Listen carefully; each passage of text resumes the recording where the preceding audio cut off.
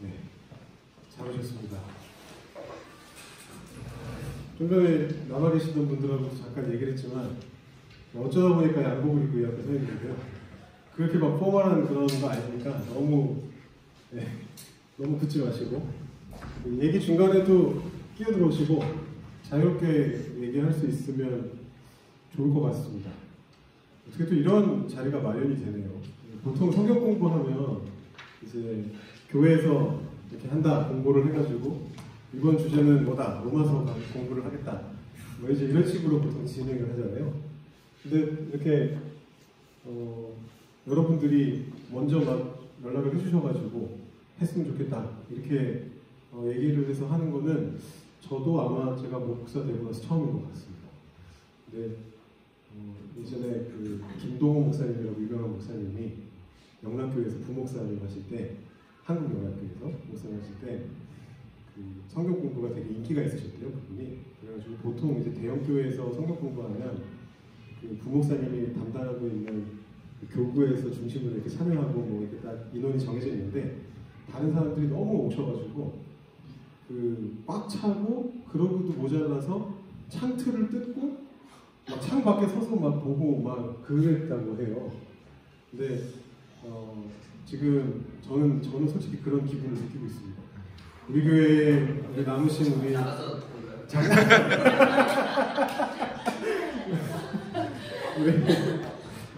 장년층 여러분들은 80% 정도가 이 자리에 와 계신 것 같은데 아마 그렇게 많은 분들을 모아놓고 비율적으로 많은 분들을 모아놓고 그분들이 원해서 이렇게 성경 공부하는 거는 저도 참 영광스러운 일이라는 생각이 들고요. 여러분 중에 혹시 작년이라는 표현 불편하신 분 계실까봐 청자 집어넣었습니다. 편하시게 청년으로 생각하셔도 되겠고 작년으로 생각하셔도 되겠고 토요 성경 공부 5년인데요. 아, 네. 왜 그렇게 말씀하시죠? 네, 무조건 청 아니면 장 안에 다 들어갑니다. 여기 계신 분들. 네. 생각하시면 되겠습니다. 5주 동안 할 건데 제가 기도하고 오늘 시작하도록 하겠습니다. 하나님 아버지 감사합니다. 저희를 이곳으로 불러주시고 하나님의 말씀을 생각하며 진리가 무엇인지 고민하며 하나님의 뜻이 무엇인지 생각해보고 함께 이야기 나눌 수 있는 귀한 기회를 허락해 주시니 감사합니다. 우리에게 주신 상황들이 우리의 신앙을 더욱더 놀랍게 성장시키실, 성숙시키실 하나님의 놀라운 계획이라고 믿으며 이 자리에 모였습니다. 우리의 굳은 머리를 깨시고 우리의 마음을 깨시고 하나님의 말씀 앞에 겸손한 마음을 갖게 하시고 주님의 말씀을 통해 우리가 알게 되는 것, 깨닫게 되는 것, 우리의 마음에 감동으로 오게 되는 것들이 거기에서 머무는 것이 아니라 우리의 삶을 변화시키는 놀라운 역사하심으로 나타날 수 있도록 주님 우리와 함께하여 주시옵소서. 부족한 종이 하나님의 말씀을 전할 때에 하나님께서 성령을 보내주셔서 이곳에서 함께 나누는 모든 이야기들 속에 주님의 뜻이 넘쳐날 수 있도록 주님 우리와 함께하여 주시옵소서. 감사드리며 예수님의 이름으로 기도드립니다. 네,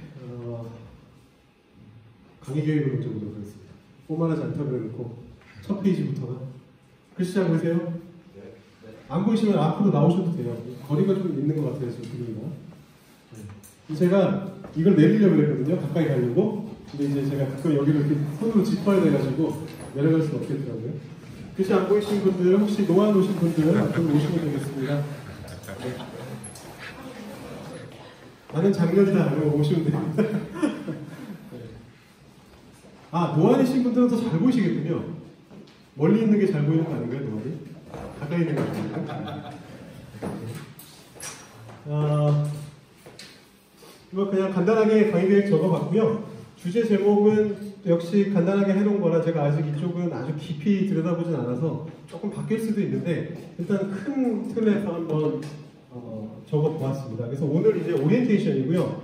오늘은 본격적으로 들어가기 전에 왜 중요한가, 로마서가 왜 중요한가라는 제목을 가지고 저희가 한번 좀 얘기를 해보려고 해요. 그래서 로마서의 영향력에 대한 걸 좀 얘기해 보려고 하고요. 그래서 오늘 전체적인 오리엔테이션하고 함께 로마서 1장 17절 굉장히 중요한 말씀인데 1장에 있는 말씀인데 그 말씀을 중심으로 좀 핵심적인 내용들을 좀 짚어보려고 합니다.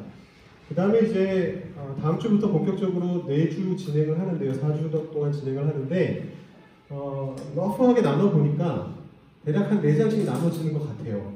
그래서 뭐 사실 여기서 여기로 넘어가는 거는 그렇게 뭐 딱 칼로 무자르듯이 나눠지진 않긴 하는데 이제 포커싱을 좀 해가지고 제가 주제를 잡아가지고 얘기를 하려고 그러고요. 9장부터 11장은 확실하게 좀 구분이 됩니다. 로마서 안에서. 요걸 축으로 보니까 이게 4장은 아니고 3장이긴 한데 마지막도 16장이 별 내용이 없어요.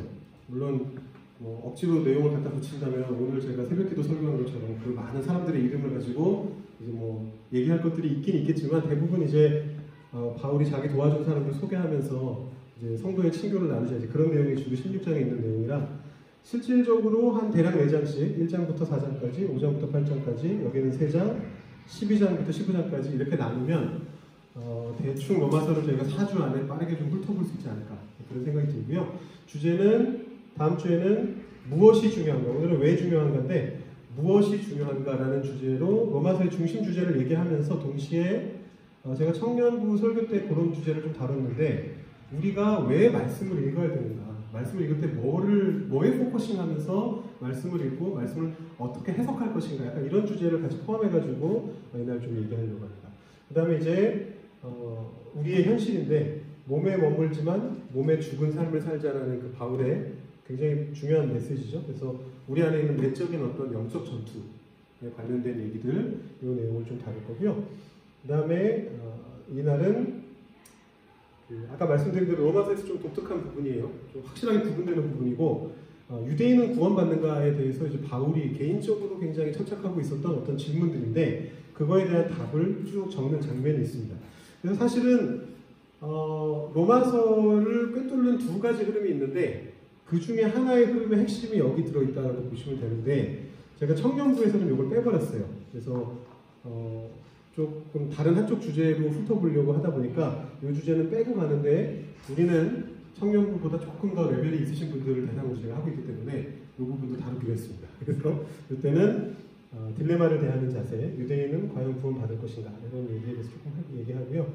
마지막으로 지는 자가 강하다라는 제목으로 12장부터는 윤리적인 내용이 나오고 있어요. 그래서 그 내용을 좀 살펴보는 그런 시간을 가지도록 하겠습니다. 대략 이해되시죠? 네. 제가 빠뜨리고 얘기 안 한 게 있나요? 있죠. 네. 빠뜨리고 얘기하는 게 있죠. 마지막에 강조하려고 일부러 빼먹었습니다. 과제가 있습니다. 그냥 읽기입니다. 그래서 미리 예습으로 읽어보시면 될 것 같아요. 4장씩이라고 생각하시면 되겠고 셋째 주만 3장이고 그래서 1장부터 4장, 5장부터 8장, 9장부터 11장, 12장부터 15장, 16장을 읽으셔도 되고 그렇게 과제로 해서 그 하기 전에 한 주 동안 한번 말씀을 읽어오시면 좀 더 무슨 얘기 하는지 아실 수 있을 것 같고요. 말씀을 읽으실 때는 개역개정판으로만 읽으시면 조금 이해가 안 되실 수도 있어요. 말이 좀 번역이 어렵게 돼 있어요. 물론 개역개정판은 장점이 있습니다. 굉장히 잘 정확하게 번역하려고 노력한 성경인데 원어 그대로. 근데 그러다 보니까 이해가 잘 안 가고 옛날 말투라서 좀 잘 모르겠는 그런 내용들이 있습니다. 그래서 다른 버전을 하나 정도 참고해 보시면 조금 더 이해에 도움이 되실 거예요. 그래서 추천드리고 싶은 성경은 새번역. 새번역 성경이 쉬운 말로 되어 있고 현대의 말로 되어 있고 또 현대의 어떤 학문적인 연구 성과를 반영하고 있습니다. 가끔 보면 개역개정판하고 아예 다르게 해석한 부분도 있긴 있어요. 그런 부분들은 혹시 나중에 질문해 주시면 제가 나중에 좀 다시 설명을 드리고 또 새번역이 상당히 좋고요. 그리고 새번역은 결정적으로 공인번역입니다. 공인번역이라는 얘기는 어떤 출판사나 어디 한 명의 학자가 개인적으로 번역한 게 아니라 한국에 있는 대한성서공회라는 공회에서 교단들이 공인해가지고 거기에서 번역을 했다는 뜻이고요. 그 말의 의미는 믿을만하다라는 뜻입니다. 번역의 품질을. 그래서 새번역을 추천드리고 아니면 공동번역이나 이것도 공인역이거든요. 대한성서공회에서 나온 거. 그래서 그런 다른 번역본들 보시면 좋겠고 아니면 영어 성경, 영어가 편하시면 영어 성경으로 보셔도 괜찮습니다. 영어 성경도 뭐 공인역이 있는데 많이 보는 책들은 그냥 보시면 돼요. 어디서 듣도 보도 못한 거 보지 마시고 그런 것만 아니면 됩니다. 이게 처음 보는 약자인데 이런 거 보지 않으시면 되거든요. 그냥 뭐 NIV나 NRSV나 ESV나 좀 많이 보는 책들 그냥 보시면 되겠고, 다만 킹 제임스 버전은 추천드리지 않습니다. 너무 옛날에 번역됐어요. 그래서 말투도 구어체지만 안에 내용도 학문적인 성과가 전혀 반영이 되지 않습니다. 몇백 년 전 번역이 돼가지고 킹 제임스 버전은 추천드리지 않고 나머지는 아무거나 보시면 상관없습니다. 로마서 한번 읽어보시고 예습해보시고 오셔서 저랑 같이 얘기 나누시면 좋을 것 같습니다. 네, 시작을 해보죠. 로마서 얼마나 알고 계십니까? 퀴즈 시간입니다. 퀴즈 시간입니다. 어렵지 않아요. 되게 쉬운 질문들만 있다고 보시면 됩니다. 첫 번째 질문, 먼저 대답하시는 분이 유리하실 거예요. 먼저 손 드는 분이 무조건 대답을 하실 수 있습니다. 로마서의 저자는 누구일까요? 설마 모르시는? 네, 바울 나왔습니다. 네. 계속 죄송해요. 손 들고 기다리셨는데 먼저 얘기하시는 분이 그냥 무조건 우선순위. 네. 해피투게더도 아니고요. 그냥 자연스럽게 저희는 그냥 얘기 나오는 대로. 네, 로마서의 저자는 바울이네요. 바울입니다. 이렇게 생겼대요. 추측한 거죠. 상상합니다. 근데 이상하게 바울을 묘사한 그림들은 하나같이 바울을 대머리로 묘사하고 있습니다. 뭔가 근거가 있겠죠. 뭔가 근거가 있을 겁니다. 저분은 대머리셨던 것 같아요. 근데 이제 이 바울은 나중에 제가 바울에 대한 얘기를 좀 더 할 건데, 뭐 성경에서 굉장히 많은 책을 쓴 사람이죠. 몇 권 썼는지 아세요? 성경 목록 다 혹시 외우십니까? 창세기, 출애굽기 외우십니까? 로마서부터 가시면 돼요. 로마서가 성경에 있는 첫 번째 책이에요. 제일 처음 쓴 건 아니지만.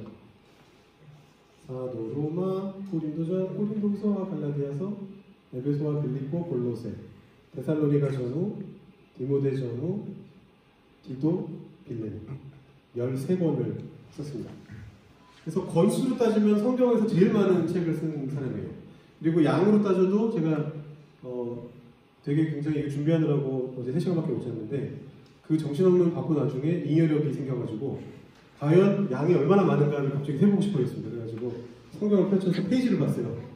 로마서부터 여기까지 페이지가 몇 장인가 이렇게 확인하고 다른 분들하고 비교해봤는데, 신약에서 두 번째로 많이 쓰는 분이 요한 아니면 누가인 것 같아요. 누가복음, 사도행전, 아니면 요한복음, 요한계시록, 요한 1, 2, 3서 거의 한 1.5배에서 1.7배 정도 쓴 것 같아요.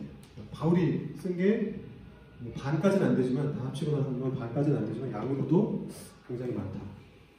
그 중에 대표적인 작품이 로마서입니다. 두 번째 질문. 이번 것도 좀 어렵나? 아니에요. 이번 것도 아마 손 먼저 드시는 분이 유리하실 거라는, 말 먼저 하시는 분이 유리하실 거다라는 생각이 듭니다. 총 몇 장일까요, 로마서? 네, 지금 소리는 안 나왔지만 입모양으로 답을 얘기하셨어요. 네, 16장. 아까 보셨으니까, 강의 기획에서 보셨으니까, 혹시 모르셨어도 거기에 나와 있으니까, 마지막 장이 16장이라는 얘기는 16장이라는 뜻이죠. 16장짜리. 서신서 중에서는 좀 긴 편이에요. 내용이 많을 거다라는 짐작이 가는 것일 거예요. 로마서의 대상은 뭘까요? 이거 약간 유추가 들어가야 되네요. 상상력. 이지만 쉽죠? 로마서의 대상. 영어 제목을 보시면 아주 간단한데. 로마교회. 네, 정확합니다. 로마교회죠. 로마교회. 네, 로맨스에게 쓴 편지니까요. 그죠? 로마에 있는 사람들에게 쓴 편지니까 로마교회가 대상이다. 요거 조금 어렵네요. 로마서의 핵심 주제. 네? 은혜와 율법. 맞습니다만, 여기서 제가 다른 말을 적어놨어요. 그 신앙용어. 한자로 된 거. 이심치. 네. 이심칭이. 이 내용도 조금 이따가 더 자세하게, 오늘 좀 다룰 거거든요. 이심칭에 대해서. 그래서 이따가 좀 다시 한번 얘기해 보도록 하겠습니다. 이 시간에는 한번 저희가 잠깐 아주 단순한 활동을 한번 해보려고 하는데요. 로마서 어디까지 읽어보셨는지 제가 여러분들께 질문을 드리면서 로마서의 친숙한 구절들을 한번 찾아보는 시간을 좀 가져보려고 합니다. 제가 3분 정도 드리려고 하거든요. 여러분 성경을 펼치셔가지고 로마서를 눈으로 막 훑어보시면서 지금 3분 동안에 전체 16장까지 읽으실 수는 없고요. 눈으로 이렇게 훑어보시다가 나 이거 옛날에 본 적 있어. 익숙해. 잘 아는 말씀이야. 이런 말씀이 있으시면 하나 정도씩만 찾아보시고 이따가 저희들한테 얘기해 주시면 좋겠습니다.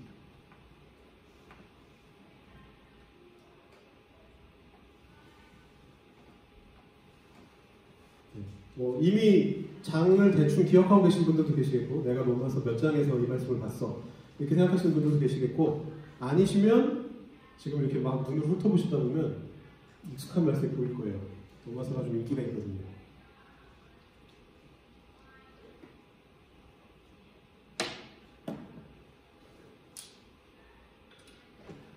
혹시 전혀 감이 안 오시는 분들은 인기 있는 말씀이 많은 장이 8장이나 12장 이런 데를 한번 들여다보시면 1장 이렇게 들여다보시면 뭐가 나올 겁니다.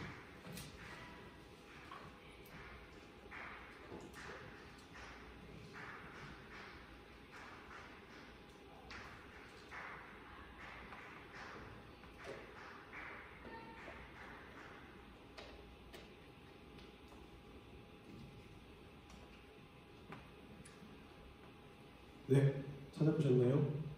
시간 좀 더 드릴까요?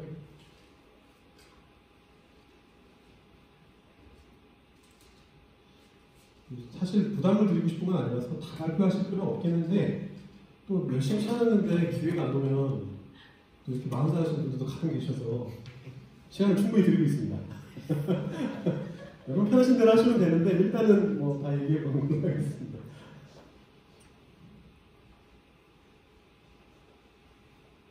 선생님 찾고 계신 거죠? 머릿속으로? 아니신가요? 예. 요즘 담당이셔서 이렇게 또 빠져나가시는군요. 네.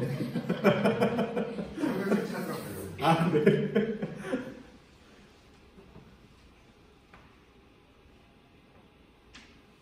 찾으셨나요? 시간 조금 더 드릴까요?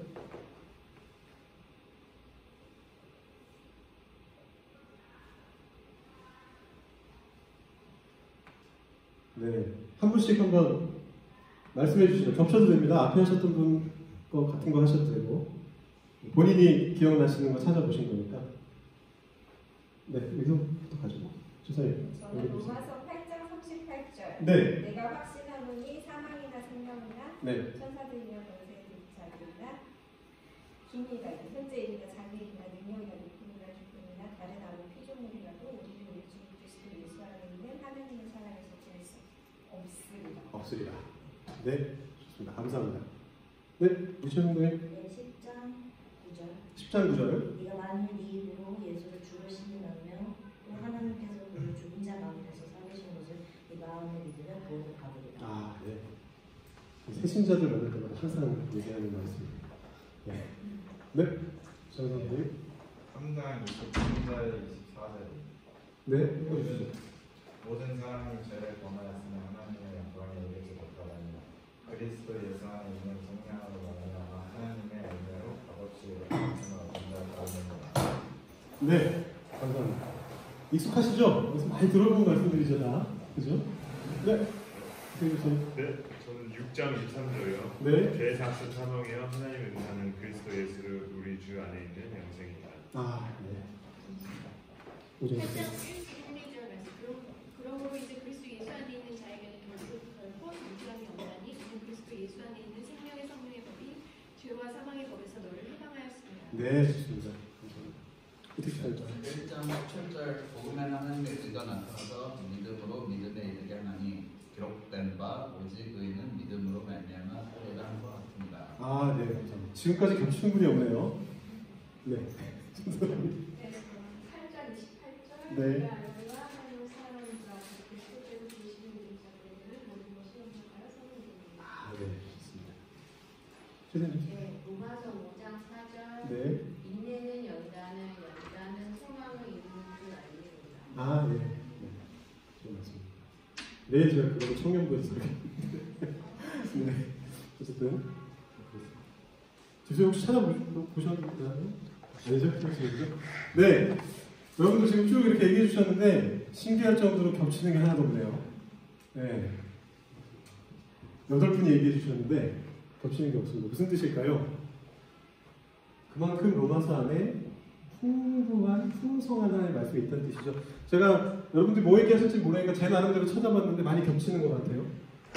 아까 8장 38절 39절 얘기하셨고 네, 요 말씀은 안 얘기하셨지만 요 말씀도 굉장히 유명하죠. 너희가 드릴 영적 예배니라. 요거 요즘 핫한 네. 원래는 유명한 말씀은 아닌데 요즘 핫한 네, 요즘 핫한 말씀. 네, 요 말씀 1장 17절 복음에 하나님의 의가 나타나서 네, 6장 1절이죠. 이건 사실 제 개인적으로 제가 좋아하는 말씀인데 그런즉 우리가 무슨 말을 하리요? 은혜를 더하게 하려고 죄에 거하겠느냐? 그럴 수 없느냐. 굉장히 반전이 있는 표현이고요. 이 말씀도 아까 얘기해 주셨죠? 모든 사람이 죄를 범하였으네. 이 말씀도 얘기해 주신 것 같습니다. 네, 요 찬양도 있습니다. 깊도다 하나님의 지혜와 11장에 있습니다. 네, 뒤에 윤리 쪽에서 중요한 말씀 중에 하나죠. 믿음이 연약한 자를 너희가 받되 그의 의를 비판하지 말라. 나중에 저희가 마지막 주에 한번 얘기 가지고도 얘기 좀 해보도록 하겠습니다. 다 찾은 게 아니고 제가 나름대로 그냥 찾다 보니까 요 정도 나왔고요. 사실 앞에서 너무 많이 해버려가지고 뒤에 10장 이후로는 조금밖에 못 잡았어요. 근데 방금 얘기하신 거랑 이렇게 비교해보시면 합쳐보시면 아 정말 익숙한 구절이 많구나. 로마서가 친숙한 구절이 정말 많구나. 그런 생각이 드실 것 같아요. 그만큼 많이 읽혀진 책이다 라는 거죠. 문제는 뭐냐면 이 많은 중요한 이 말씀들이 어떤 맥락에서 나왔는지를 알고 계시냐는 얘기예요. 그러니까 지금 이 중요한 말씀들이 이 말씀 한 절 한 절 자체를 봤을 때 중요하다라는 생각이 들어요. 익숙하고 중요하다는 생각이 들어요. 근데 문제는 이게 어떤 맥락에서 이런 말씀이 나왔고 이것이 무엇을 서포트하고 또 무엇을 얘기해주고자 하는 것인가를 알려면 사실은 이 본문 하나만 가지고 묵상해서 되는 게 아니라 그 앞뒤의 내용과 로마서의 구조까지 알고 있어야 로마서의 흐름을 알고 있어야 이게 무슨 의미고 진정한 의미가 무엇인가를 알 수 있다는 것이죠.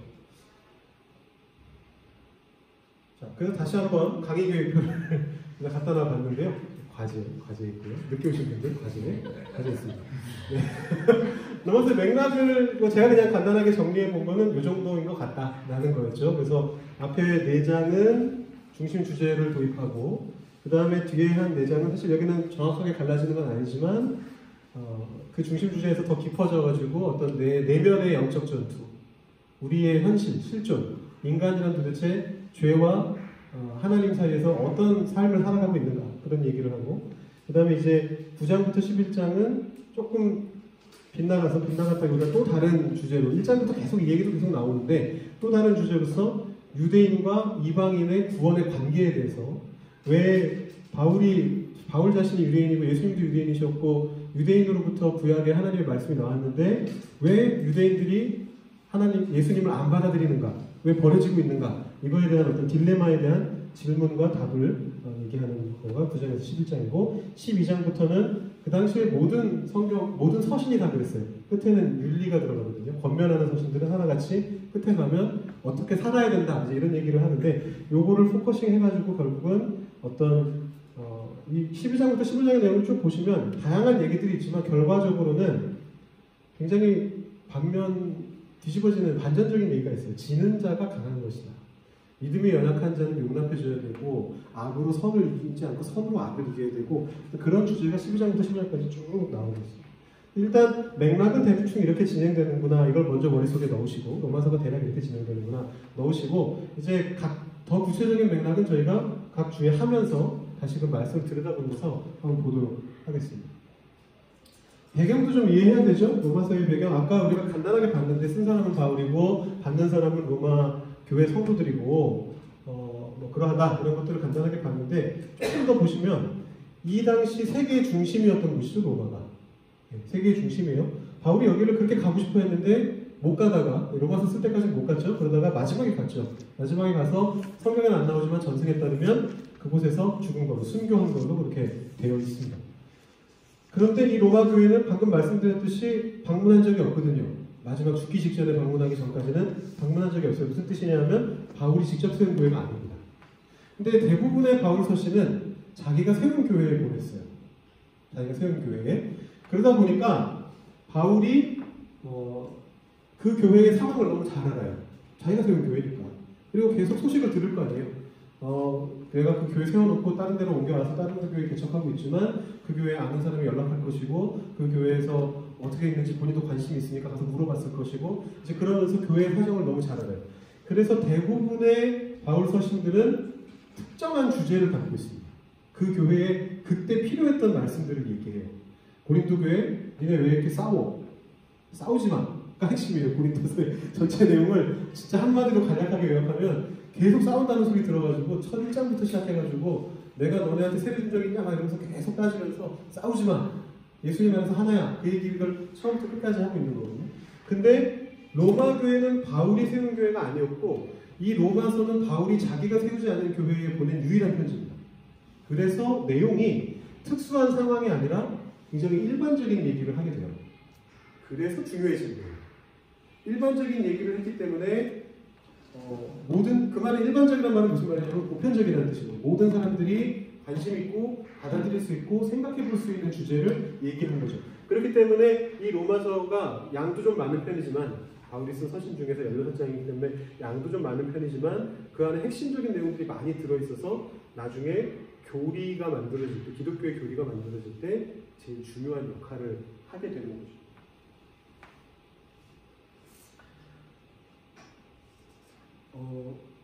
이제 제가 몇 가지 로마서가 얼마나 교회사 속에서 중요한 역할을 했는가를 신학자들을 좀 소개해드리면서 설명을 드리려고 해요. 무슨 우리가 신학자까지 알아야 됩니까? 이런 생각이 하실 수 있는데 그냥 옛날 이야기라고 생각하시고 들으시면 돼요. 정말 유명한 사람들만 얘기할 거기 때문에 로마서 때문에 자신의 인생이 바뀌고 신학의 물줄기를 바꾸고 심지어 세상을 바꾼 사람들이 있습니다. 제가 청년부에서 3명을 소개했는데 여기서 한 명을 더 추가했어요. 또 같이 또 들으시는 분들이 계셔가지고 양심상 똑같이 할 수가 없더라고요. 그래가지고 1화도 더 많이 집어넣고 막 갖다가 막 넣었어요. 그래서 4사람을 지금부터 한번 소개해보도록 하겠습니다. 첫 번째 사람은 잘생겼네요. 쇼 코너리 비슷하게 생겼는데 그런가요? 상상화입니다. 386년에 살았던 분인데 이게 한 1400년쯤 그 보티첼리라는 르네상스 유명한 화가 그 비너스의 탄생 그리신 분이에요.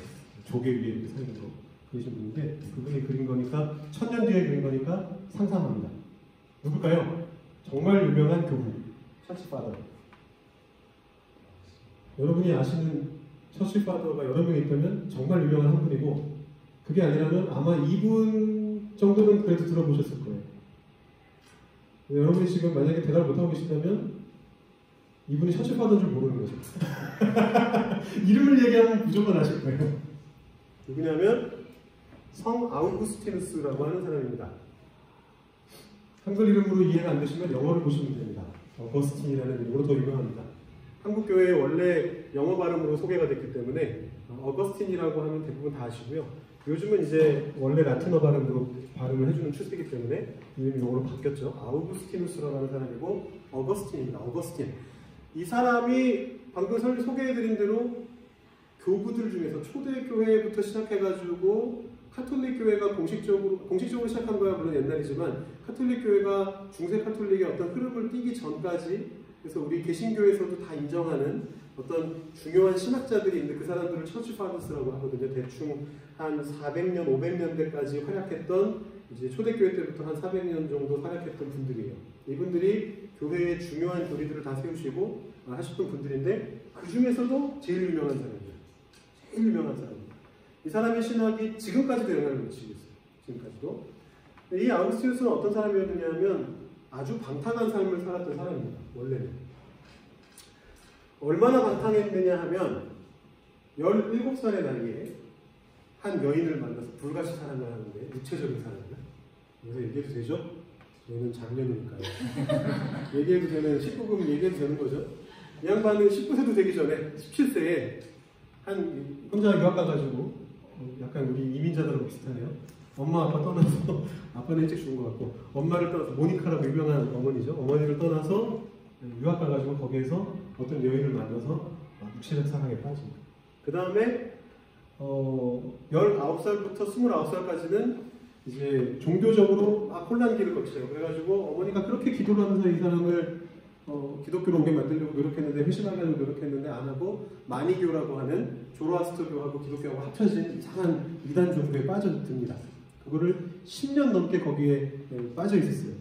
그런 다음에 기독교로 돌아오긴 돌아왔는데, 돌아와서도 그 플라톤의 어떤 철학 사상에 너무 심취해가지고 어떤 기독교의 신학, 물론 기독교 신학이 플라톤 철학에 많이 기반하고 있긴 한데 이분이 그렇게 기반하게 만든 거예요, 사실은. 근데 너무 심하게 심취를 해가지고 전혀 딴소리 쪽으로 막 가는 이제 막 그런 것들을 했었습니다. 근데 이제 어머니 모니카가 포기하지 않고 끊임없이 기도했던 거죠. 그리고 이제 유명한 일화가 나옵니다. 여러분 아마 다 한 번씩은 들어보셨을 텐데, 이제 이 사람이 어느 날 고민을 하고 있었어요. 성경을 보는데 성경이 마음에 안 드는 거예요. 너무 조잡해. 성경에 나와 있는 말들이. 그런 생각들을 우리들도 가끔 할 때가 있잖아요. 또 밖에 안티 크리스천들이 그런 얘기들 많이 하잖아요. 뭐 이거 하나님 폭력 휘두르는 하나님이고 뭐 이게 무슨, 이게 어떻게 하나님의 말씀이냐, 이게 어떻게 성스러운 말씀이냐, 이런 얘기를 하잖아요. 그것 때문에 이 아우구스티누스도 내가 이 성경을 받아들여야 되나? 내가 이 성경을 어떻게 읽어야 되나? 내가 내 삶을 과연 바뀔 수 있는 건가? 이 말씀을 읽으면 내 삶이 정말 바뀔 수 있는 건가? 이런 고민을 하면서 답답해하고 있었는데, 어느 날 자기 집에 앉아서 정원에 앉아가지고 그리고 답답해하고 있는 중에 문득 밖에서 들리는 소리를 듣는 거죠. 동네에 돌아다니는 꼬마애들이 그 당시 유행하던 노래를 부르면서 돌아다녔어요. 애들 노래 있잖아요. 입에서 입으로 전해지는 부전동요. 저희 세대 때는 검은 고양이 배로 뭐 이런 거죠. 들어보셨나요? 동네 나가서 놀면서 뛰어들면서 막 이렇게 고무줄하고 여자분들도 막 고무줄하고 이런 거 하면서 맨날 부르는 노래들 있잖아요. 호두깎이 인형, 꼭두각시 인형 피노키오 뭐 이런 노래들 있어요. 맨날 막 이게 막 부르는 노래들. 그런 거죠. 근데 이제 아우구스티누스 당시에 유행하는 노래를 이제 애들이 부르면서 지나가는 거예요. 그게 근데 참 교육적이에요. 원래 이 부전동요에는 엄마들의 교육적인 방식이 들어가는 거죠. 집어들고 읽어라. 책을 집어들고 읽어라. 이런 노래를 부르면서 막 돌아다니는 거예요. 그런데 그게 하나님의 말씀으로 들려오는 거예요. 고민하고 있다가 내가 하나님의 말씀을 읽어야 되나 말아야 되나, 이 말씀이 나한테 힘이 될까, 내 삶을 변화시킬 수 있을까 고민하고 있는데, 거기에서 이 말씀을 그 얘기를 듣는 순간, 노래를 듣는 순간 하나님의 말씀인 것 같아요. 그래서 성경책을 앞에 있던 성경책을 집어들고 처음 펼쳐지는 말씀을 하나님의 말씀을 받아들이리라 이렇게 생각하고 펼쳤는데, 거기서 나온 말씀이 이 말씀입니다. 로마서 13장 13절에서 14절이에요. 제가 청년부에서는 1장이라고 했는데 잘못 알고 있었어요. 성경할 때 틀리면 안 되는데 13장 13절 14절이었어요. 13장 13절 14절. 낮에와 같이 단정행하고 방탕하거나 술 취하지 말며 음란하거나 호색하지 말며 다투거나 시기하지 말고 오직 주 예수 그리스도로 옷 입고 정욕을 위하여 육신의 일을 도모하지 말라. 확 틀린 거죠. 그리고 중요한 건 사실 이 말씀이 이렇게 적혀 있다고 해서 과연 삶이 바뀔 것인가 의심이 들 법한데, 그런 어떤 과정을 거치면서 이 말씀을 듣게 되니까 이 말씀이 될 거라는 확신이 듭니다. 확 바뀐 거예요. 그리고 나서 길을 가다가 한 여인을 마주칩니다. 누구였을까요?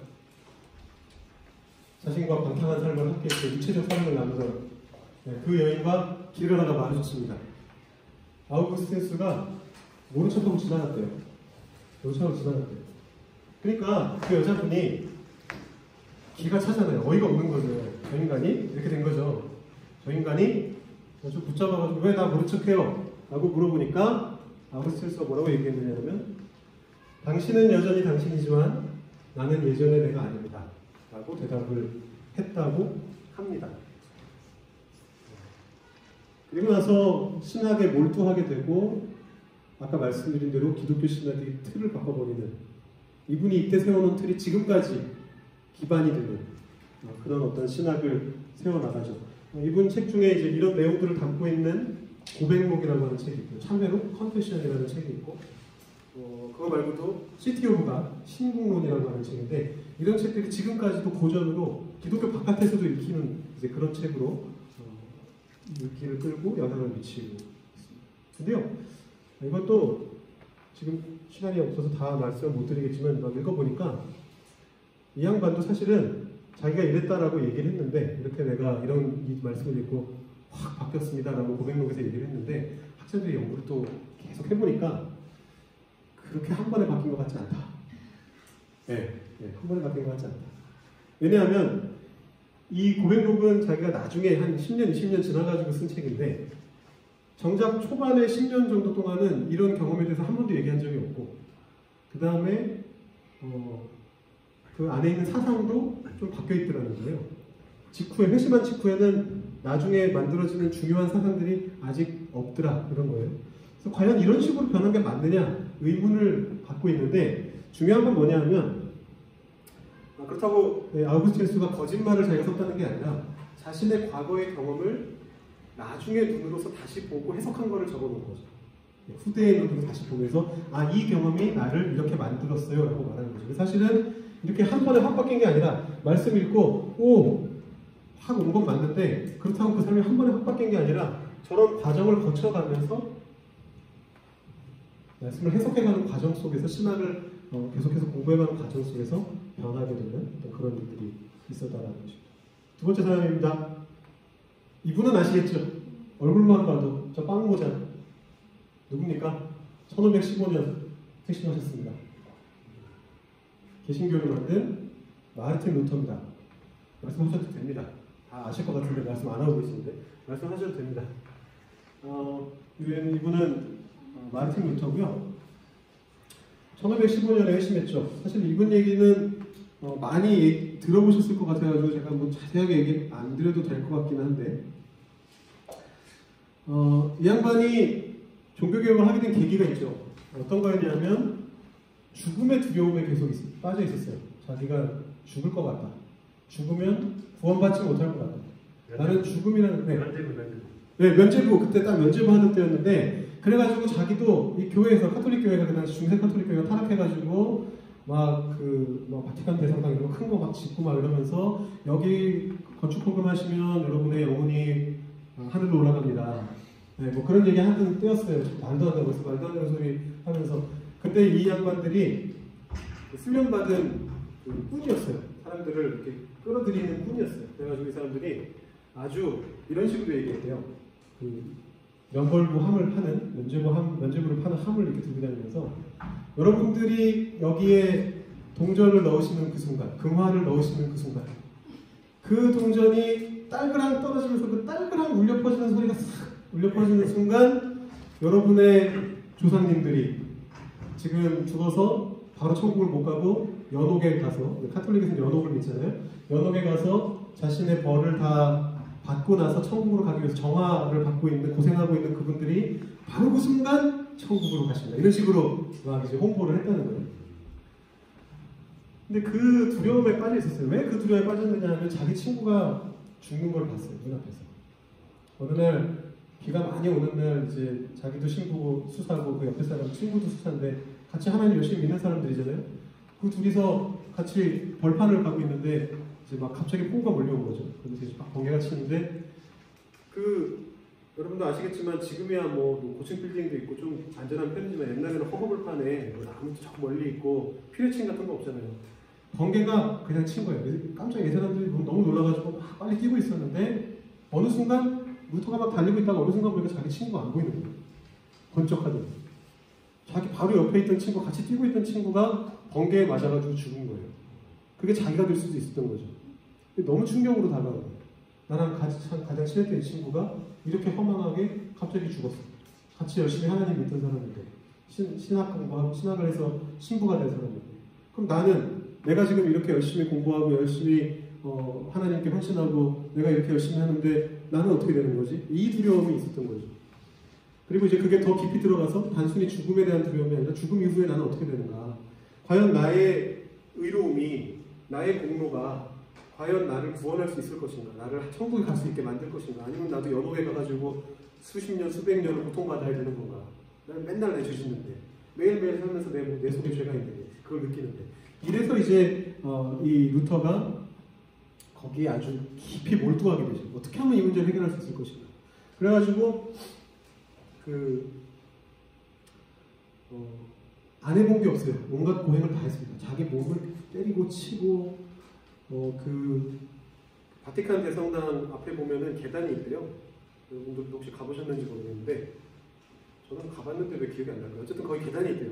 그 계단이 거기 어디였더라? 하여튼 예수님이 올라가셨던 그 골고다에 가기 전에 빌라도 법정 들어가던 그곳에 있던 계단을 띄어가지고 온 거예요.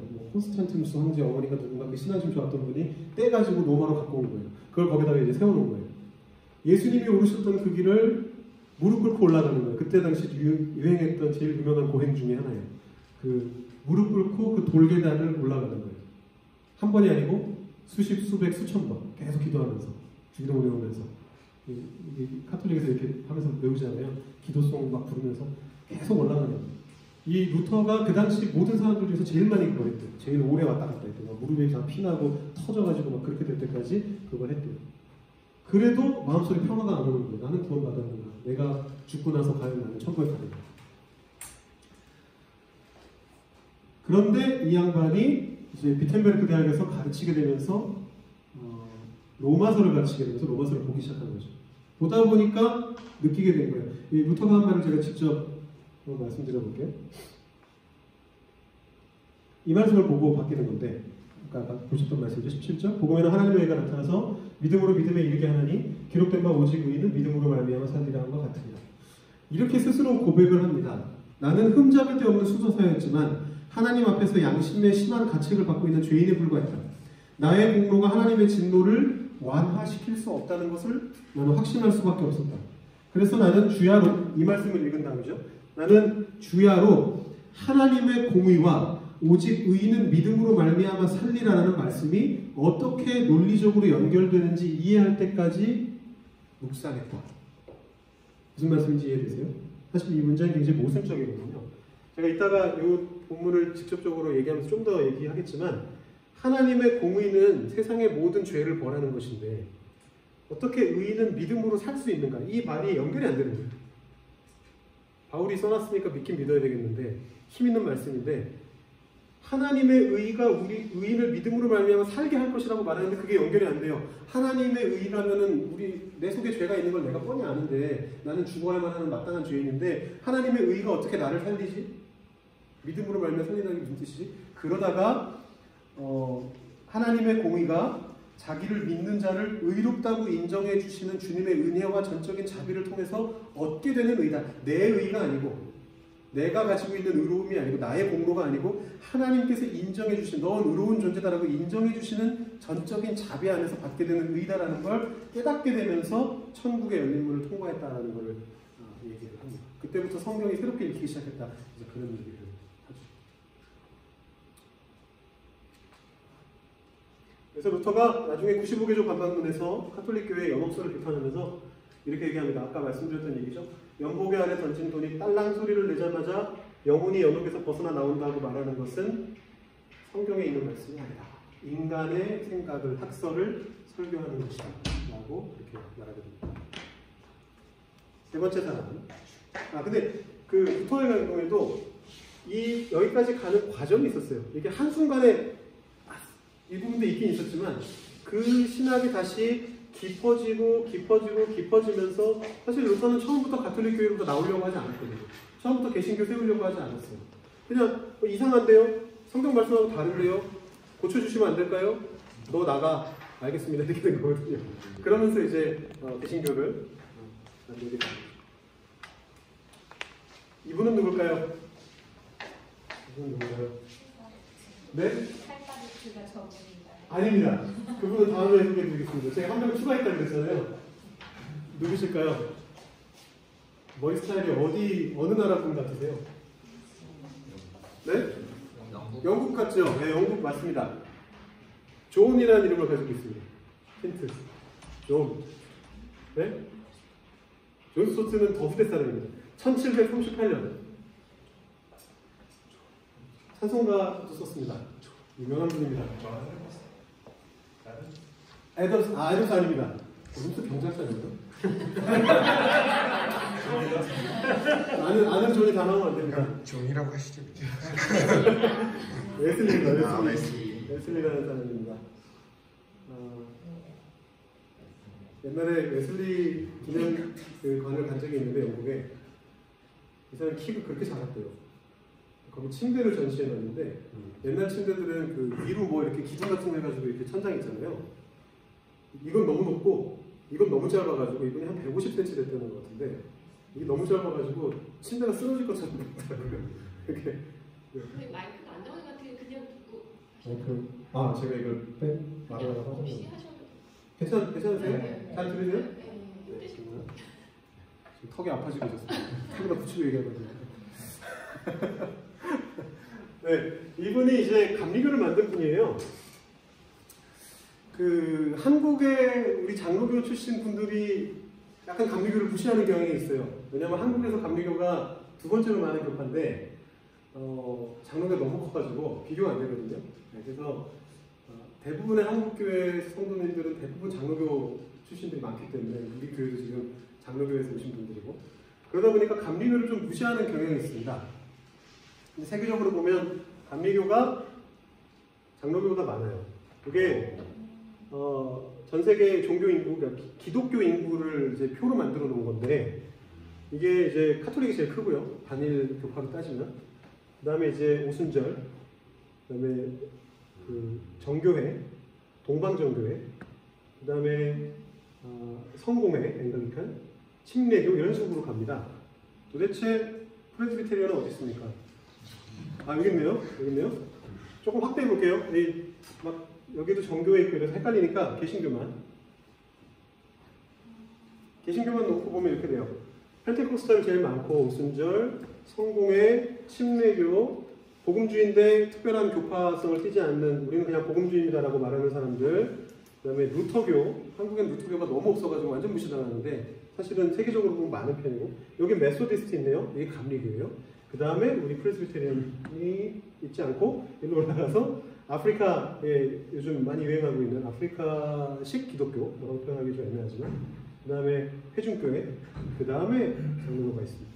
여기 리폼드 처치가 있어서 대륙 그 리폼드가 있어서 사실은 거의 같은 계열이기 때문에 합치면 좀 많아지긴 하는데 여전히 뭐 여기랑 비교가 안 되죠.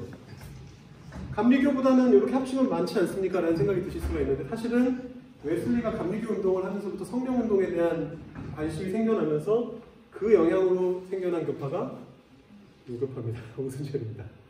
다 그 웨슬리의 영향력 아래 있는 사람들이에요. 엄청나게 수가 많습니다. 세계적으로 따지면 감리교가 장로교, 이 웨슬리의 영향 아래 있는 사람이 사실은 칼빈의 영향 아래 있는 사람들보다 더 많아요. 이 웨슬리가 어떤 사람이었냐 하면 원래는 성공회에서 신부로 사역하고 있었던 목사였는데 이 양반이 어느 날 배를 타고 가다가 선교하러 가기 위해서 배를 탔는데 그 배 속에서 이제 풍랑 속에서 휩쓸리게 됩니다. 약간 루트하고 좀 비슷하죠? 풍랑에 막 휩싸여가지고 난 죽는 거 아닌가 하면서 되게 두려움에 떨고 있는데 그 옆에 있었던 모라비안 교도라고 하는 다른 이 웨슬리한테 굉장히 큰 영향을 준 기독교 교파인데 이 모라비안 교도라고 하는 사람들은 그 폭풍 속에서도 막 찬양 부르고 난리가 난 거예요.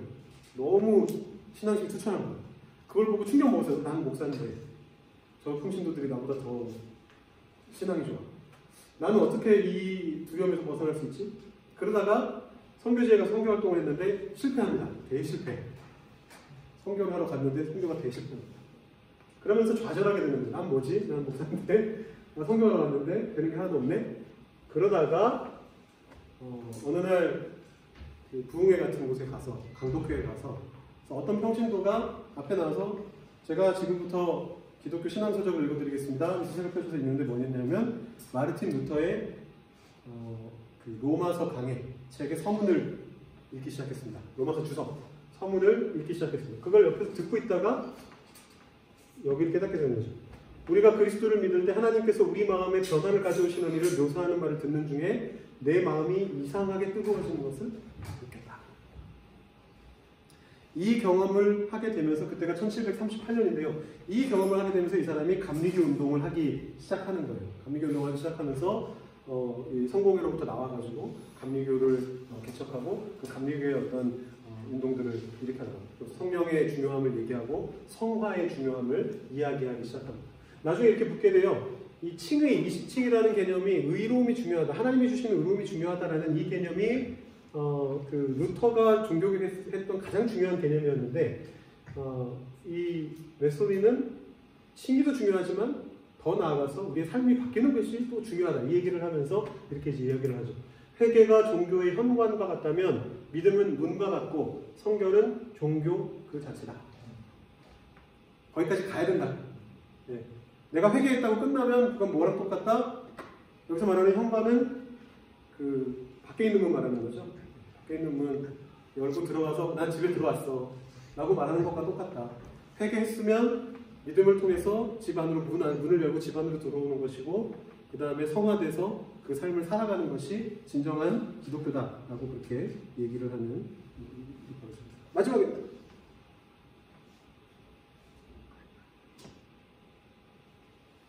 (1919년) 매우 현대적인 얼굴을 가지신 분. 지금까지 나왔던 분들은 막 머리 막 이렇게 막 이랬는데 칼바르트라고 하는 신학자입니다. 앞에 계신 분들은 이름 들어보셨을 텐데 이분에 대해서는 잘 못 들어보신 분들이 많을 거예요. 어마어마하게 중요한 20세기의 가장 중요한 신학자입니다. 물론 이분의 신학에 대해서 좀 비판적으로 보는 분들도 있어요. 보수주의에 계신 분들은 조금 비판적으로 보는데 그분들조차도 이 사람을 빼놓고는 20세기 신학을 얘기를 못해요. 그만큼 중요한 사람이에요. 어마어마한 일을 했는데 이 사람이 뭘 했느냐 하면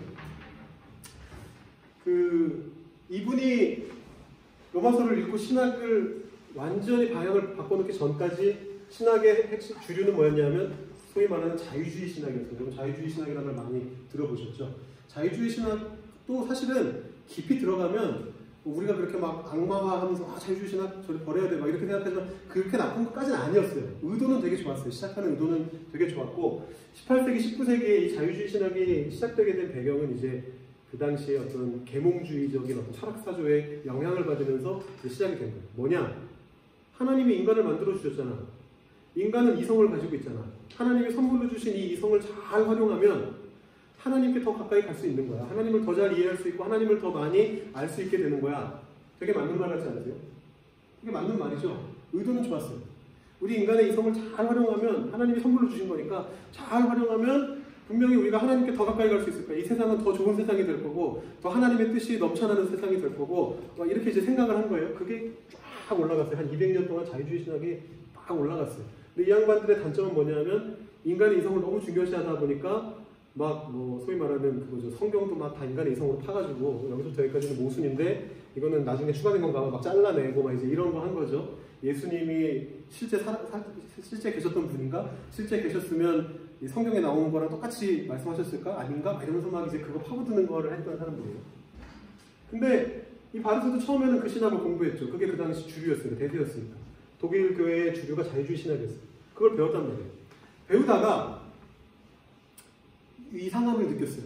언제 이상함을 느꼈느냐면 히틀러가 그 당시에 아직은 막 완전히 흑화되긴 전이었고 2차 세계대전 일으키긴 좀 전이었는데 1차 19년도니까 좀 전인데 히틀러 이런 사람들이 나와서 나치주의 운동 막 생겨나고 막 그러는 와중에 누가 봐도 저거는 말이 안 되고 옳지 않고 크리스천이라면 따라가면 안 될 거라는 생각이 드는데 자유주의 신학자들이 자기의 스승을 포함해서 논문 지도교수를 포함해서 자유주의 신학자들 대가라고 하는 사람들이 전부 다 우리는 찬성이요. 나치즘 최고. 이렇게 나온 거예요. 인간의 이성을 막 써가지고 이게 최고예요. 라고 얘기하는 거예요. 아닌데. 그리고 나서 1차 세계대전이 터지죠. 1차 세계대전이 사실은 신학뿐만 아니고 철학에도 엄청나게 영향을 줬잖아요. 포스트 모더니즘이 나오게 된 계기잖아요. 모더니즘 사람들이 이렇게 생각했죠. 우리들이 인간이 이성을 발전시키면 이 세상은 점점 더 살기 좋은 세상이 될 것이다. 신학만 그렇게 얘기한 게 아니고 철학에서도 그렇게 얘기했어요. 산업혁명 일으키고 세상이 점점 살기 좋아져. 근데 그 믿음을 박살냈던 게 뭐냐면 1차 세계대전이에요. 그 당시 문명권이라고 할 수 있는 유럽, 미국 이 사람들이 다 참여해가지고 미국은 1차 때는 참여 안 했죠. 2차 때 참여했죠. 그 사람들이 그야말로 세계대전 월드워라는 이름이 붙을 만큼 그 당시 문명국들이 다 참여해가지고 전쟁을 벌이고 사람들 죽이고 막 다 건물 무너뜨리고 그러는데 이게 결과야. 우리 인간의 이성을 중시했더니 그 결과가 이거야. 세상이 점점 살기 좋은 세상 될 줄 알았더니 폐허가 되고 있어. 이걸 보면서 사람들이, 그 지성인들이 어마어마하게 충격을 받게 되는데 바리새도 마찬가지였어요. 그러면서 신학의 방향을 바꿔요. 이 사람이 로마서를 읽습니다. 이 사람도 이 말씀을 읽었어요. 복음에는 하나님의 의가 나타나서 믿음으로 믿음에 이르게 하느니 오직 의인은 믿음으로 말미암아 살리라 한 것 같으니라. 이 말씀을 읽으면서 이 사람이 로마서 강해라는 책을 쓰게 됩니다. 그 책을 쓰면서 자유주의 신학을 완전히 무너뜨려 버렸어요. 어떻게 무너뜨렸느냐 하면 나중에 어떤 신학자가 뭐라고 표현했느냐 하면 자유주의 신학자들은 놀이터에서 놀고 있었는데 수준이 그 정도였다는 거예요. 자유주의 신학자들은 자기 나름대로 열심히 했지만 놀이터에서 막 이렇게 재밌게 놀고 있는 중이었는데 바르트가 로마서 강해를 써서 거기 놀이터 한가운데다가 폭탄을 터뜨려요. 놀이터에서 놀고 있는 애들한테 폭탄을 터뜨려버려요. 완전히 없애버리고 자유주의 신학을 완전히 막아내는 일을 하는 사람이 그 사람입니다. 그 로마서 강의 1판하고 2판이 있는데 1판에서 뭐라고 얘기하느냐 하면 이게 되게 핵심적인 선언이에요. 하나님은 하나님이시고 세상은 세상이다. 하나님은 하나님이시고 인간은 인간일 뿐이다. 인간이 제 아무리 하나님을 따라가겠다고 해봤자 하나님께 도달할 수 없다. 이거를 강하게 얘기해요. 이 말씀을 가지고. 하나님의 의를 통해서만 살 수 있는 거지 인간의 의로 살 수 있는 게 아니다. 이걸 이제 얘기하는 거죠. 근데 이 바르트 같은 경우도 앞에 사는 것도 다 마찬가지지만 물론 이 한 번의 큰 사건으로 놀라운 일들을 해나가긴 하지만 본인의 신학은 계속해서 천천히 과정을 거치면서 해석해 나가면서 그 다음 단계로 넘어가는 그런 모습을 보게 됩니다. 제가 1시간쯤 강의를 하려고 했는데 지금 시작한 지 딱 1시간쯤 된 것 같은데 아직도 조금 남았습니다. 조금 더 얘기하겠습니다. 네, 조금 더. 로마서가 얼마나 중요한 책인지 다시 한번 확인이 되셨죠? 인류 역사에서 교회사의 그 긴 역사 속에서 큰 것만 굵직굵직한 것만 해도 4번이에요. 신학자들이 로마서를 읽고 자신의 인생을 바꾸고 세상의 신학의 흐름을 바꾸는 일들이 굵직한 것만 4개, 굵직한 것만. 그죠? 사실상 기독교 신학의 틀을 세우는 아우구스티누스, 종교개혁을 일으킨 마틴 루터, 개신교의 또 다른 굉장히 중요한 흐름을 형성한 존 웨슬리, 그리고 20세기 신학을 완전히 바꿔놓은 자유주의 신학을 완전히 끝내버렸던 칼바르트. 이 사람들이 전부 다 로마서를 읽고 나서 바꾸게 되고 자신들의 마음을 바꾸게 되고 세상을 바꾸는 일을 하게 됩니다. 그렇다면 그 로마서의 핵심은 뭐냐? 이 말씀이죠. 우리 이미 앞에서 봤던 4분 중에서 최소 2사람이 이 말씀을 보면서 마음이 바뀌었다는 말씀을 드렸어요. 다른 분들도 다 여기에 영향을 받았을 거예요. 되게 중요한 말씀이거든요. 바울이 자기 편지를 쓰면서 앞부분에서 일단 자기 중심 주제를 이미 던지고 시작하는 거예요. 물론 비슷한 내용이 나중에도 나오는데 여기서 일단 던지고 시작을 하는 거죠. 1장에서. 그 내용은 뭐냐? 복음에는 하나님의 의가 나타나서 믿음으로 믿음에 이르게 하나니 의인은 믿음으로 말미암아 살리라 하는 것과 같으니라. 이게 바로 이신칭이에요. 이게 이제 한자로 이게 로서라는 뜻이죠. 믿음으로써 의롭다 칭함을 받는다를 주려는 말이에요. 한자나 이런 말이 어려우신 분들은 영어를 보시면 돼요. Justification by faith. 믿음으로써 의롭게 여겨진다. 이 말도 사실은 좀 해석이 들어가야 되는데 어쨌든 그런 의미. 믿음으로써 의롭게 된다. 이게 좀 애매해요. 이게 되게 깊이 들어가면 난리가 나는 내용이 이것만 가지고 한 10시간 강의해도 모자라요. 네. 유명한 신학학자들, 그 바울 신학하는 사람들이 이것만 가지고 책을 한 사람당 이만큼씩 썼어요. 네. 유명한 학자들, 톰 라이트, 제임스 던, 한국의 그 김세윤 교수님, 바울 신학한다는 분들이 이거 하나만 가지고 막 이만큼씩 책을 써서 했어요. 그걸 저 다 아직 못 읽었어요. 근데 설명하자면 좀 복잡한데 그래서 어떤 학자들은 이신칭의보다 이신득의가 맞다. 의를 얻는 것이다. 라고 말하는 사람도 있고 아니다. 의롭다 여겨지는 것이 칭함을 받는 것이다. 이해 맞다. 이렇게 말하는 사람도 있고 다양한 해석이 있긴 있습니다. 근데 중요한 건 결국 이 말씀이에요. 의인은 믿음으로 말미암아 산다. 이게 무슨 뜻이냐. 로마서에서 왜 이 사람들이 이 얘기를 하고 있느냐. 왜 의인은 믿음으로 말미암아 산다라고 말하느냐. 이제 그 얘기인데요. 한번 보죠. 여기 지금 이 문장을 읽어보면 하나님의 의라는 말이 나오고 여기 또 의인이라는 말이 나옵니다. 의가 2번 나와요. 짧은 문장인데. 그 다음에 의보다 더 많이 나오는 게 있죠. 믿음 3번이나 나오네요. 믿음으로 믿음에 이르게 하나니 믿음으로 산다. 믿음이 나옵니다. 그 다음에 이제 한 번밖에 안 나왔지만 누가 봐도 중요한 단어 복음이라는 말이 나오고 있습니다. 요 3개의 관계를 이제 생각해 봐야 되는 거예요. 여기 뭐라고 나오냐면 복음에는 하나님의 의가 나타난다. 근데 그 하나님의 의가 나타나서 어떤 일을 하냐 하면 믿음으로 믿음에 이르게 만든다. 그리고 나서 여기 사실 인용구거든요. 우리는 이게 더 유명한데 이 말씀을 더 잘 알고 있지만 사실은 이 말씀은 바울이 직접 한 말이 아니고 하박국이 한 말을 인용한 거예요. 구약성경 하박국서에 나오는 말을 인용했습니다. 오직 의는 믿음으로 말미암아 살리라 함과 같다. 그러니까 하박국의 이 말을 바울이 해석한 게 이 위의 말이에요. 하박국은 의는 믿음으로 말미암아 산다 라고 얘기했고 그거는 무슨 뜻이냐? 복음에 하나님의 의가 나타나서 믿음으로 믿음에 이르게 만든다 라고 해석을 한 겁니다. 이미 무슨 소리인지 조금 헷갈리시죠? 저거 도대체 뭔가 같은 말 무한 반복하고 있는 것 같고 믿음으로 믿음에 이르게 한다는 게 뭔 소린가? 믿음을 믿는 것이 왜 믿음을 가지고 다른 믿음으로 또 가게 만드냐? 막 되게 헷갈리게 적어놨어요. 이걸 읽으려면 그러니까 맥락이 필요한 거예요. 이제 많이들 하시게 되는 실수는 뭐냐 하면 이해 안 되는 이 말씀을 들고 파는 거죠. 어떻게든 말이 되게 만들겠다. 어떻게든 말이 되게 만들겠다. 그러자면 이게 뭔지 내가 해석해야 되고 이게 뭔지 내가 해석해야 되고 이게 뭔지 내가 해석해야 되는데 그러다 보면 엉뚱한 생각으로 갈 수가 있어요. 흐름을 보면 이 로마서 안에서 색깔은 잘 안 보이네요. 다음부터 좀 피하겠습니다. 로마서 안에서 이 하나님의 의가 나오게 된 배경을 보시면 되는데 17절에서 이 얘기를 하는데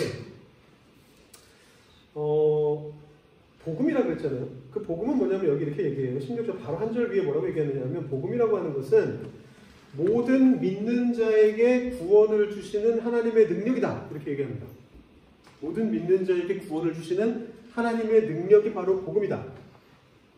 그러니까 이 얘기가 그 얘기예요. 복음에 하나님의 의가 나타나서 믿음으로 이르게 한다는 것은 하나님의 능력으로 구원해 주신다는 거예요. 그 말을 풀어놓은 거예요. 맥락이 그렇잖아요. 그렇다면 그 복음이란 뭐냐? 복음의 대상은 뭐냐?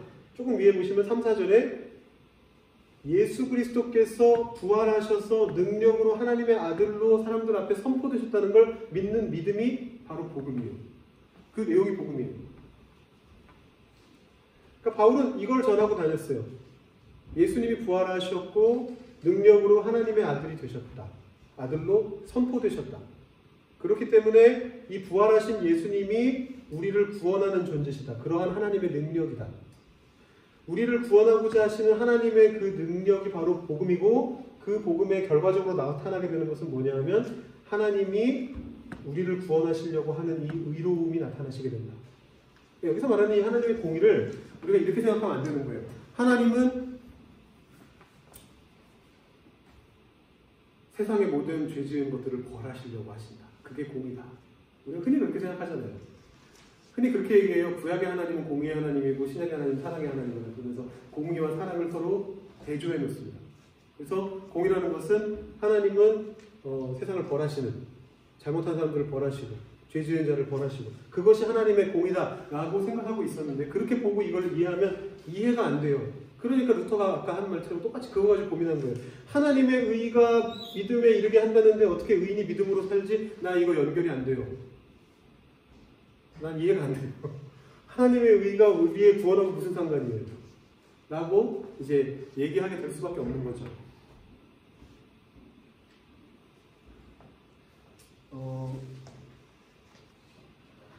우리가 흔히 이제 착각하는 게 제가 총연부에서 했던 얘기인데 착각하는 게 뭐냐 하면 하나님을 검사라고 생각하는 거예요.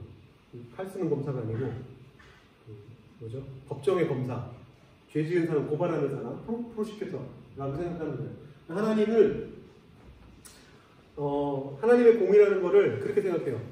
후벼 파서 그러고 보니까 그 검사가 이것도 되네요. 후벼 파가지고 죄 지은 사람들 거기 다 후벼 파가지고 죄를 다 끌어내가지고 그 죄를 내가 다 처벌하겠다, 처단하겠다 라고 생각을 한단 말이에요. 사실 하나님의 의는 뭐냐면 재판장의 의예요. 하나님은 재판장이세요. 검사가 아니에요. 검사는 누가 역할을 하나요? 하나님의 재판장에서 누가 할까요? 검사의 역할을 하는 사람은 누굴까요? 사탄이 하죠. 사탄이 검사의 역할을 합니다. 그리고 하나님의 재판정에서 변호사의 역할을 하는 사람은 예수님이에요. 네, 우리는 이제 피고입니다. 이제 하나님의 재판정에 온 거예요. 그러면 여기서 일어나야 될 공의는 뭡니까?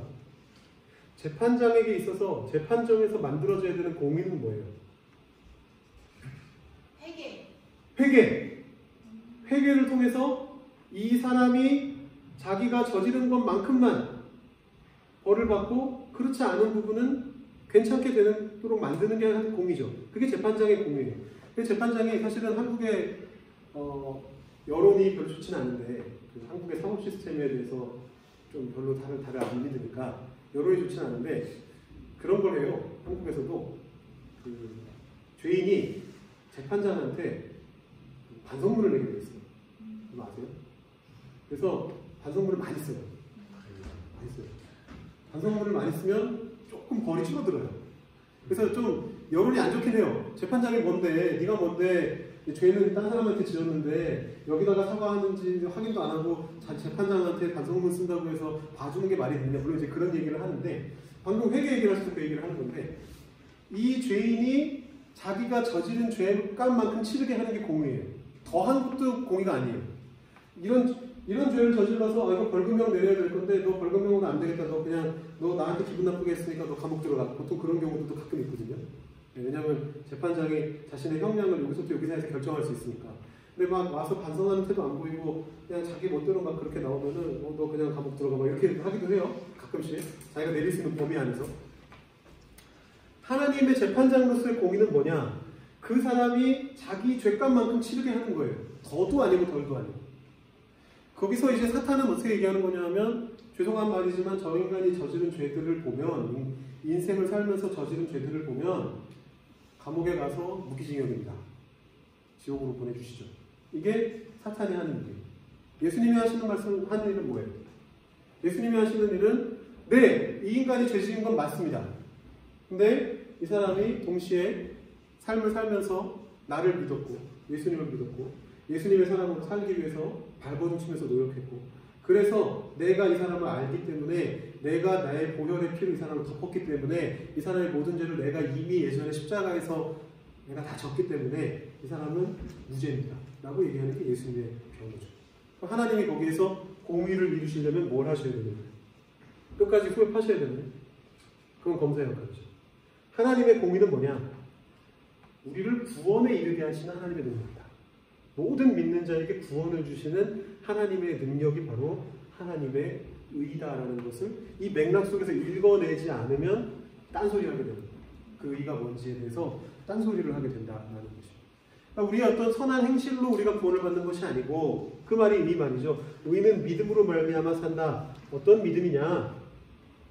하나님이 나를 구원해 주실 거다라는 걸 믿는 믿음이다. 그 믿음 안에서 하나님께서 오케이 너는 인정됐어 라고 말하면 사는 것이고 그렇지 않으면 죽는 거예요. 여기서 조금 더 생각해 봐야 될 게 있어요. 이것까지만 제가 말씀드릴게요. 한 5분 정도 이제 하면 될 것 같은데요. 아까 여기 보면 믿음으로 믿음에 이르게 한다. 믿음이 2번 나왔어요. 이런 문제가 있습니다. 하박국이 한 말을 바울이 인용했다라고 되어 있잖아요. 바울이 인용한 거하고 하박국서에 나오는 말하고 조금 달라요. 하박국서를 보시면 이렇게 되어 있어요. 보라 그의 마음은 교만하며 그 속에서 정직하지 못하나 의인은 그의 믿음으로 말미암아 살리라. 이렇게 되어 있습니다. 혹시 지금 로마서 말씀을 보고 계시다면 뭐가 다른지 한번 찾아봐 주시겠어요? 그의가 다르죠? 네, 그의가 다르네요. 여기 분명히 하박국은 그의 믿음으로 말미암아 살리라 했는데 바울은 그의라는 말을 뺐어요. 이유가 있습니다. 바울이 일부러 바꿨다기보다는 이게 이제 히브리어 성경인데 히브리어 성경은 사실은 원래 원본이겠지만 그 원본은 지금 전해지지 않고 있고 이거에 이제 사본이 전해지고 있는데 이 사본이 되게 나중 거예요. 그러니까 이제 이 히브리어 성경 자체는 하박국서 자체야 한 기원전 500년, 주전 500년 정도, 580년, 600년 정도에 쓰여진 책일 텐데 그 원본에 가까운 건 전해지지 않고 지금 우리가 갖고 있는 책은 가장 최근 게 한 1000년 정도, AD, 주후 1000년 정도 근데 이게 고대에 한번 헬라어로 번역이 됩니다. 헬라 세계가 되면서 그 헬라어 번역본이 신약 시대에 뭐 예수님은 보통 히브리어 성경 보신 것 같은데 바울이나 신약의 제자들이 봤던 성경이 이 헬라 성경이에요. 헬라 구약 성경. 근데 그 성경이 세 가지 판본이 있는데 이게 조금씩 달라요.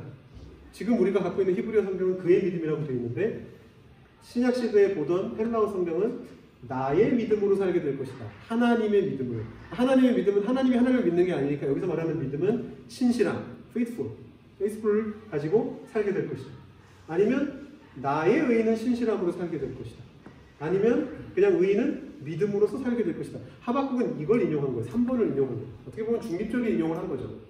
히브리어 성경은 그의 믿음이라고 되어 있고 다른 헬라어 성경은 나의 하나님의 신실함이라고 되어 있는데 그거에서 바울은 요거를 인용한 겁니다.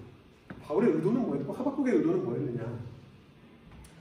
하박국은 이제 이 하나님의 답을 듣기 위해서 질문을 합니다. 이 질문은 뭐였냐 하면 주님 악을 보지 못하시는 분이 왜 악인들이 자기보다 의로운 사람을 삼키는데 잠잠하십니까? 바벨론이 유다 왕국을 쳐들어오고 있는데 누가 봐도 유다 왕국도 나쁜 짓을 했지만 유다 왕국보다는 바벨론이 더 나쁜 놈들인데 어떻게 하나님 가만히 계십니까? 이 상황을 두고 보십니까? 라고 질문한 거예요. 그 질문에 대한 하나님의 답이 뭐냐 하면 그 인간들은 속이 정직하지 못하고 의인은 그러나 그의 믿음으로 혹은 하나님의 신실하심으로 살게 될 것이다 라고 답을 하는 거예요. 거기에 대한 이제 배경 설명이 쭉 있어요. 이 바벨론 사람들은 이렇게 될 것이다. 거짓되고 교만하다. 지옥처럼, 소울처럼 자기 욕심을 넓혀간다. 그래서 자기에게로 여러 나라들을 모은다. 자기 것이 아닌 것을 모은다. 볼모 잡은 것으로 무겁게 짐졌다. 자기 소유 아닌 것을 계속해서 모은다. 그래서 결국에는 자기가 자기 소유 아닌 거 욕심껏 다 긁어 모았다가 그것 때문에 거꾸로 공격당해서 죽게 될 것이다. 그게 바벨론의 운명이다. 나는 가만히 있는 것처럼 너한테는 보일지 모르겠지만 바벨론은 이미 속으로 썩어가지고 자기가 저지른 그 폭력 때문에 자기가 남의 나라를 계속 공격해서 다 먹어왔는데 그것 때문에 적들이 많아져가지고 그 적들이 바벨론을 집어삼키게 될 것이다. 라고 얘기하면서 그러나 의인은 믿음으로 산다라고 얘기하십니다. 하박국의 맥락에서 이 말의 의미는 뭐냐 하면 요거랑 반대되는 거죠. 뒤집어진 거죠. 악인은 어떤 존재냐? 자기 욕심을 부리면서 자기 거 아닌 거를 막 긁어모으는 존재가 악인이에요. 교만하고 하나님 모르고. 근데 의인은 뭐냐? 그 반대로 하나님을 의지하는 거죠. 나의 신실함으로 살게 될 것이다. 하나님의 신실함을 살게 될 것이다. 그것을 믿는 믿음으로 살게 될 것이다. 여기서 지금 자세하게 보시면 두 가지 믿음이 있어요. 두 가지. 하나는 뭐냐면 하나님의 신실하심, faithfulness. 그리고 그 하나님의 신실하심을 믿는, 하나님이 나를 구원해 주실 거다라는 것을 믿는, 의인을 구원하실 거다라는 것을 믿는 나의 믿음, 나의 페이스. 이 두 가지가 같이 나오고 있습니다. 사실 성경을 읽으면 이거 두 개가 충돌하잖아요.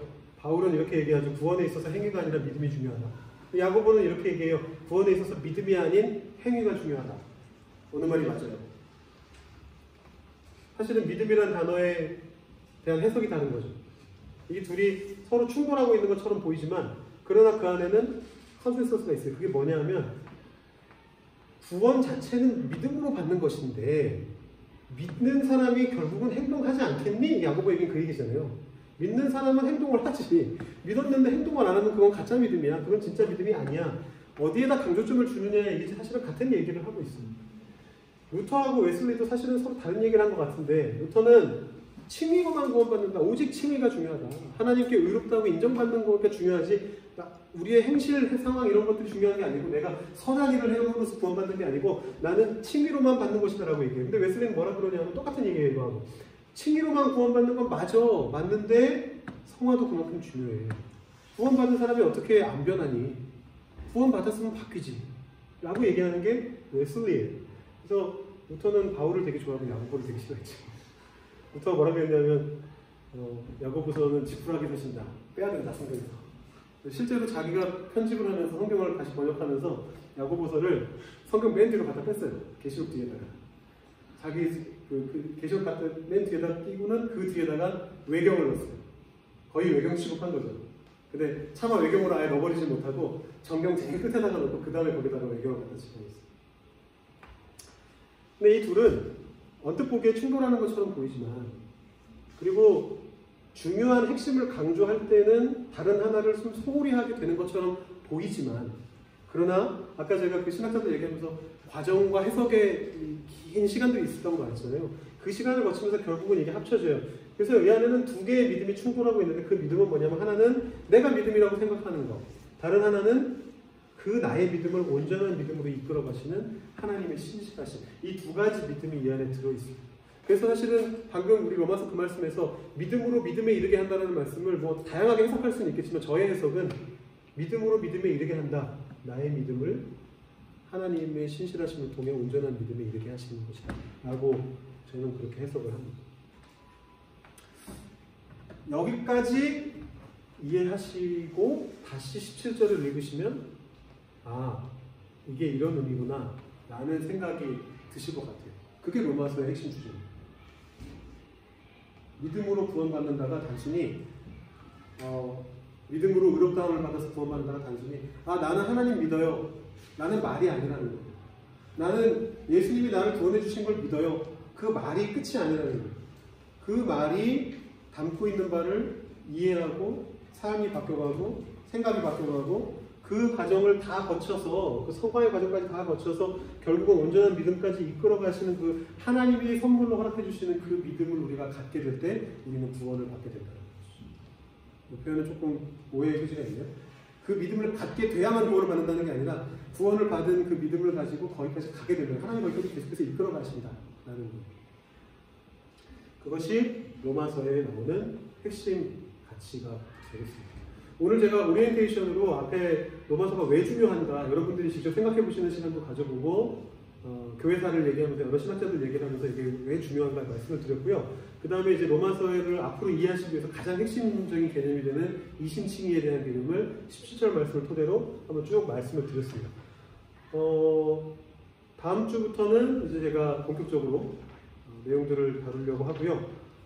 아까 말씀드린 대로 과제는 1장부터 4장까지 읽어오시면 되겠습니다. 우리 어떤 시간을 가지는 게 좋을까요, 집사님? 저희 여기서 그냥 질의응답을 할까요? 아니면 좀 소모임을 오늘 배운 거에 대해서 좀 얘기 나눠보시는 게 좋을까요? 네, 그러면은 저희가 좀 소모임으로 모였다가 저희가 다시 얘기를 좀 해보도록 하겠습니다.